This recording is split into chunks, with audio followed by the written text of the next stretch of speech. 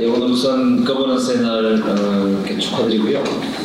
어떻게 이러고 있는데 지내면서 이제 들은 생각은 결국에는 액터라 그런 것 같은데, 그러니까 쉽게 말해서 의사결정을 할 수 있는 주체가 누구냐, 그리고 그랬을 때 이제 그게 어떤 관계 속에 놓여 있느냐, 어떤 관계를 맺게 되느냐, 이런 누가 먼저 어떤 걸 하고 상호관계가 어떻게 되느냐, 이런 게 이제 거버넌스가 아닐까.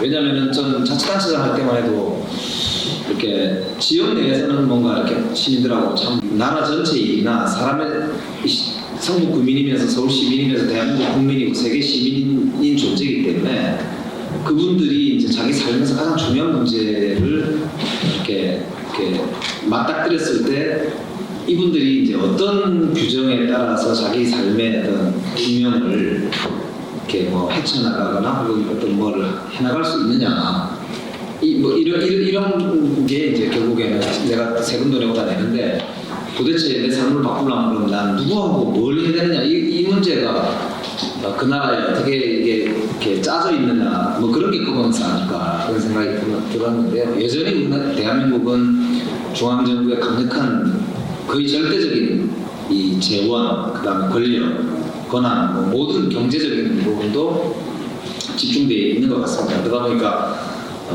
이제 거버넌스가 발전한다, 이런 시민사회는 또 마찬가지고 굉장히 사실 덜 발전되어 있는 사실 아닌가, 이제 그런 생각이 우선 드는데요. 저는 이제 지금 이 논의가 필요하다고 생각하는 이유가 뭐냐면은 1987년도에 내 손으로 대통령을이라고 하는 구호를 가지고 시민들이 이제 그 당시에 독재 정권을 물리치고 헌법을 개정해가지고 대통령을 선출해가지고 선출된 권력이 대한민국을 이끌어가는 명실상부한 이제 민주공화국 헌법이 이제 만들어지고, 그때 이제 헌법을 만들 때 여러 뭐 이제 것들을 결정을 해가지고 국민투표를 통해서 헌법이 만들어졌는데, 그때 결정했던 거는 뭐냐면 5년 단임제로 하고, 그 다음에 대통령이 맨 뒤에 통일의 의무를 대통령이 지도록 돼 있잖아요. 국민이 지는 게 아니고. 그 조항이 그대로 이제 살아있고, 그런데 이제 그때 보면 감사원도 대통령 행정부에 속하는 걸로 갔고, 그 다음에 예산권도 이제 국회는 별 권한이 없고 행정부가 이제 가지는 걸로 되어 있고, 인사권도 거의 대부분 행정부가 갖거나 아니면 이 사법부, 헌재까지도 선관위까지도 대통령이 추천하거나 상당 부분 대통령 중심으로 인사가 이루어지도록 시스템을 이제 짜놨지 않습니까?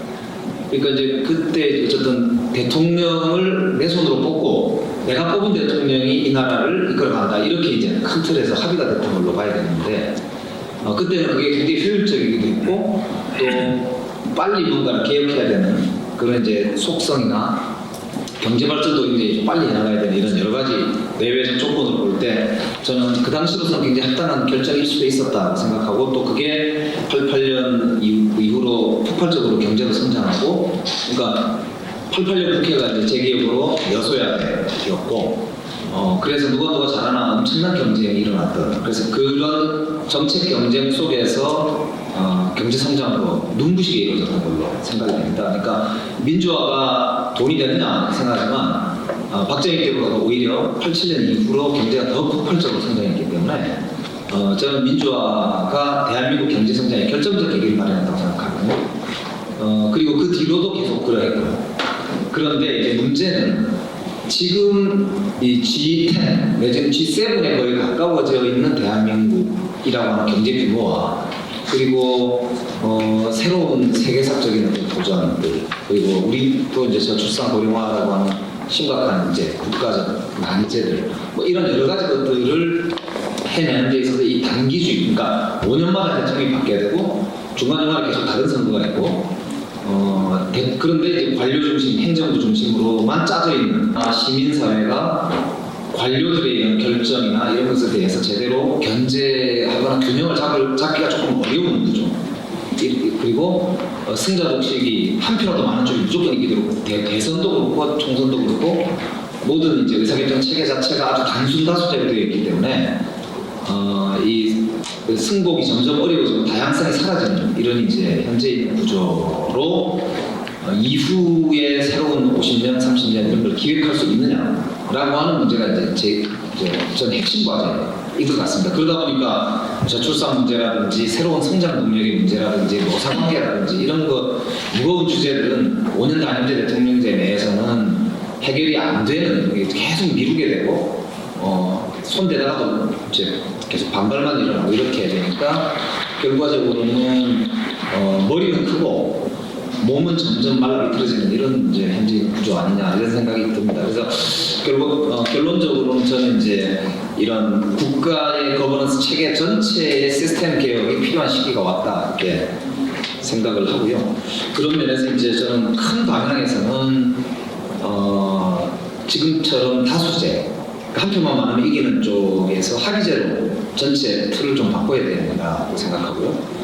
두 번째는 이거를 주도하는 것이 옛날하고 다르게 관료가 주도할 게 아니라 시민들이 주인이 되고 참여하는 정당들이 중심이 돼서 이제 이런 헌정 체제를 새롭게 좀 이끌어가야 되지 않느냐 생각이 되고요. 세 번째는 분산형, 분권형 거버넌스 체계를 좀 구축하고 강화할 필요가 있겠다. 이거는 공론자 문제도 포함하는 것 같습니다. 그래서 그런 정도의 방향성을 가지고 이제 이렇게 하면 좋지 않을까. 그래서 당장은 저는 개헌을 빨리 하는 게 필요하다고 생각을 하고요. 그래서 우선 개헌이 당장 전부를 다 손볼 수 없다면 적어도 총리의 국회 추천제 정도를 하면서 합의제를 좀 도입을 하고, 감사원 같은 경우는 이제 독립을 지키거나 국회 산하로 보내는 미국식, 최소한 미국식, 다른 나라가 아니라 대통령제 원형인 미국식 정도라도 가야 되지 않느냐 이제 이렇게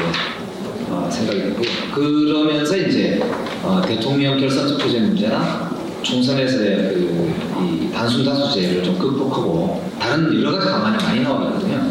그래서 비례대표를 확대한다든지 아니면 이제 도농복합제를 도입한다든지 어쨌든 뭔가 이렇게 다당제 혹은 합의제적 요소를 선거 제도를 이제 개혁함으로써 좀 만들어내는 그런 이제 노력이 필요하지 않을까라는 생각이 들고요.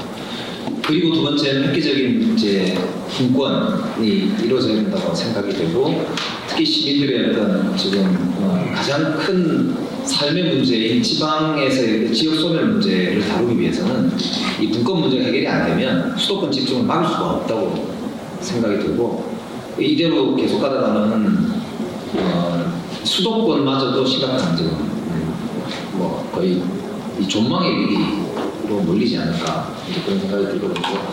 그런 이제 분권형 체제로 좀 개헌하는 반드시 좀 포함되게 되지 않을까 그렇게 생각하고 있습니다. 마지막으로 이제 아까 정당 문제하고 시민 문제인데요.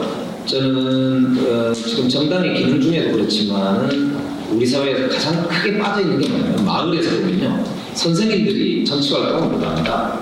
교사들이 저는 정치활 마을 일에 관여할 수 있어야 된다고 생각하거든요. 저도 시민인데 내가 가장 소중한 우리 아이의 문제가 학교뿐만 아니라 학교를 넘어서 우리 애가 동네에서 살아가는 시민으로서의 존재, 이게 되려면 선생님들이 마을 사람들하고 협업을 해서 아이들을 같이 키워야 되는데 그 부분이 결정적으로 문제가 있습니다. 그러다 보니까 외국 정당과 가장 다르게 외국에서는 학교 선생님들이 그 동네 지구당의 핵심 당원들이거든요. 그렇기 때문에 이제 마을 일에도 이렇게 엄청 이렇게 선생님들의 영향도 크고, 그게 자치의 굉장히 중요한 동력인데 그 부분이 빠지다 보니까 이게 자치가 힘이 없습니다. 그래서 그런 문제까지도 저는 좀 차지의 논의가 좀 많이 돼야 되지 않을까. 다행히 지난번 정개특위 때 제가 당원 가입을 16세로 낮춰놓긴 했는데 전혀 작동하지 않고 있습니다. 그래서 그런 문제들도 함께 좀 고민했으면 좋겠다. 그런 정도 말씀드리겠다.